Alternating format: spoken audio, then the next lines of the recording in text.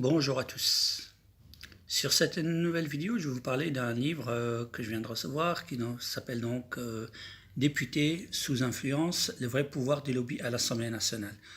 Pour qui roule vraiment votre élu? Voilà, de Madame Hélène Constanti et Monsieur Vincent Nouzil. Je vais lire un petit paragraphe, un petit résumé de ce livre. Voilà. Le livre met au jour les méthodes controversées utilisées par certains lobbyistes pour faire passer leur message: trafic de badges d'accès, recrutement d'assistants parlementaires, interventions payantes lors des colloques, rédaction d'amendements prêts à l'emploi, groupes d'études téléguidés, création de clubs télématiques, organisation de voyages, émissions parlementaires à l'étranger. Voilà, donc officiellement, voilà un petit résumé. Que font donc nos 577 députés en dehors des séances de questions d'actualité, théâtre télévisé, de joutes politiques? Sont-ils soumis aux pressions des lobbies? Sous quelle forme? Qui est le plus sensible? Qui y résiste? Au fond, pour qui roule-t-il vraiment? Voilà. Donc un très bon livre. Je vous en dirai quelques paragraphes une fois que j'aurai terminé ce livre. Voilà donc, député sous influence, les 577 députés, pour qui roulent-ils vraiment? Uniquement peut-être pour les lobbies. On sait que les lobbies pharmaceutiques sont présents, comme celui de l'armement, à l'Assemblée nationale en France. Donc je vous ai parlé aussi auparavant de la traque des lanceurs d'alerte, dont je suis un lanceur d'alerte.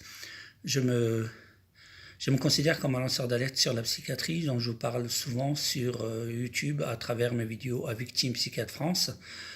Voilà, nous sommes traqués, nous sommes mis sous pression jusqu'à qu'on nous pousse au suicide, Je tiens à féliciter aussi Madame Marine Martin pour son livre, Le Dépakine, le scandale. Je ne pouvais pas me taire. Voilà, un très bon livre aussi sur les médicaments. Voilà, celui des Dépakine, qui a fait un très scandale aussi. Je tiens aussi à vous parler du livre dont je vous ai parlé auparavant de Madame Irène Frachon, pneumologue, voilà, Mediator, combien de morts, voilà, Mediator, combien de morts. Ensuite, les livres noirs de la médecine du docteur Dominique Michel Courtois et de son fils avocat, maître Philippe Courtois. Donc, les livres noirs de la médecine. Et je tiens aussi à vous parler des livres de ma très chère amie et la très courageuse Madame Sylvie Castro, donc le rafle d'enfants en 2015. Voilà, je reste un instant sur ce livre, ce très bon livre qui nous apprend comment, à travers l'ASE, on vole des enfants à leurs parents pour le business, et chaque enfant rapporte 7500 € par mois, 7500 € par mois pour le business.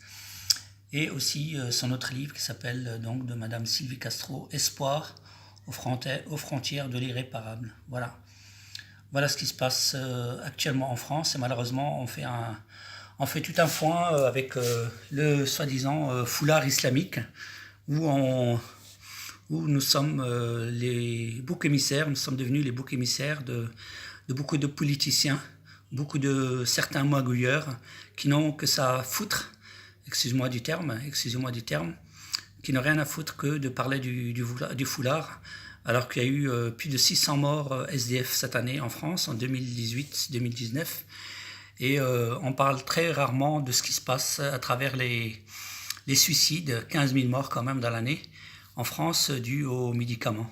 Voilà, donc je vous ai parlé des différents livres que j'ai lus. Je vous ai parlé aussi des livres concernant la psychiatrie, une autre méthode pour faire taire les lanceurs d'alerte, et en vous faisant enfermer en psychiatrie, en vous faisant passer pour un fou dangereux qu'il faut soigner. Voilà les méthodes, comme dit l'expression en français, pour faire piquer son chien, on dit qu'il a la rage. Voilà, malheureusement, ça existe aussi avec les êtres humains en France. Je vous remercie de partager toutes mes vidéos, car tout ce que je dénonce à travers ces vidéos, avec différentes preuves, sont exactement le reflet de ce qui se passe criminellement, je dis bien criminellement en France, avec le silence de beaucoup de nos politiciens. Nous avons 577 députés, comme je le disais tout à l'heure, 348 sénateurs, ça fait quand même un nombre, et près de 70 eurodéputés. Donc un chiffre quand même incroyable de 1000 parlementaires. Malheureusement, beaucoup ont compris que parlementaire, c'était parler, mentir et se taire. Voilà, je ne me tairai pas, car moi, je ne suis pas payé comme archi-payé comme un parlementaire pour me taire, et je continuerai à dénoncer tout ceci, car celui qui s'était, en connaissant tous ces crimes et toutes ces méthodes criminelles existant en France, seront complices. Article de loi 434-1. Voilà, je répète, article code pénal 434-1. Malheureusement, beaucoup d'avocats, beaucoup de médecins, beaucoup de lobbyistes, beaucoup de magistrats sont, comme par hasard, sont à l'Assemblée nationale comme députés. Je me demande pourquoi faire tant des années d'études pour finir comme politicien. Voilà, voilà, chers amis, je vous remercie de partager.